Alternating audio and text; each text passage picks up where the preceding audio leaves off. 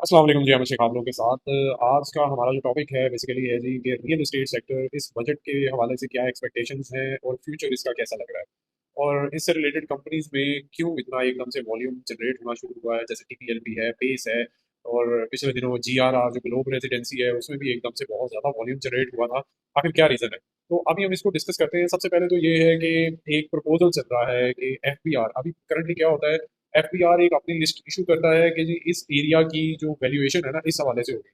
DC rate जो है वो अलग से इशू किए जाते हैं। फिर इसमें अक्सर कंफ्यूजन रहती है कि कौन सा वाला रेट लें, किस वाले पे टैक्स कैलकुलेट करें। ऑल दो जो हायर साइड होती है उसी को कंसीडर करना होता है या एफबीआर को ज्यादा प्रेफरेंस देनी होती है, बट स्टिल एक कंफ्यूजन और एक सेटअप है, हमेशा से गैप रहता है। तो अब वो प्रपोजल चल रहा है कि जो एफबीआर के रेट्स होंगे उसी को कंसीडर किया जाएगा। तो ये एक मतलब कोई न्यूट्रल सा एक इम्पैक्ट है कि वहां से मूव करके यहाँ से एक क्लैरिटी के पॉइंट से है। दूसरी चीज जो अभी डिस्कस की जा रही है वो सेल और प्रॉपर्टी पे जो टैक्स है कम करने का प्लान है और अभी 1.25% पे जो है ना 1.25 से 1.5% के करीब ले जाने का एक प्रपोजल चल रहा है। तो अगर ऐसा होता है तो ऑफ कोर्स जो परचेज सेल्स की एक्टिविटीज हैं वो थोड़ी सी बेहतर हो जाएंगी। एक जो प्रपोजल चल रहा है एक और वो ये है कि ग्रीन बिल्डिंग जो है उन पे कुछ कंसेशन दी जाएगी टैक्स के पॉइंट से 1.5 से 2% तक। अब ये देखते हैं कि क्या फाइनल आउटकम आता है, बट 1.5% तक का प्लान है। तो उसके लिए कुछ सर्टिफिकेट लेना होगा डिफरेंट डिपार्टमेंट से, और आप सब जानते हैं कि ये वाले सर्टिफिकेट्स मिल जाते हैं इजीली। आप डिपार्टमेंट्स को मैनेज करना शुरू करें, एक आधी चीज़ ऐड कर लें, उनकी 50 रिक्वायरमेंट्स में से एक भी ऐड कर दें, आपको मिल जाता है। आप थोड़े से पैसे लगाना है, किसने बाद में आके वेरीफाई करना है।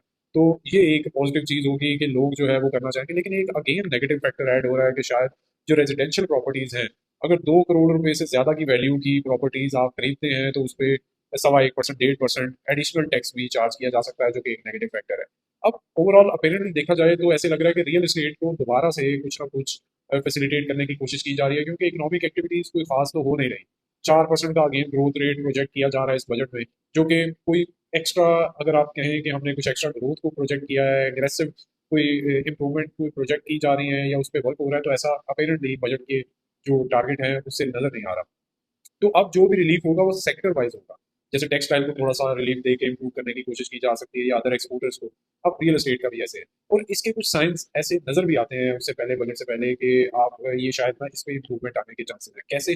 लाहौर हाई कोर्ट ने पिछले महीने एक रूलिंग दी कि जो 4C सेक्शन के तहत सुपर टैक्स है वो इमूवेबल प्रॉपर्टीज और सिक्योरिटीज और जो होल्डिंग और इनहेरिटेंस है या लॉन्ग टर्म होल्डिंग है उस पे कोई भी चार्ज नहीं किया जा सकता। प्रीवियसली हो रहा था, अब इतने अरसे से चार्ज किया जा रहा था, एकदम से बजट से कुछ ऐसा पहले हाई कोर्ट को याद आया कि क्यों ना हम इस पे रूलिंग दे दें।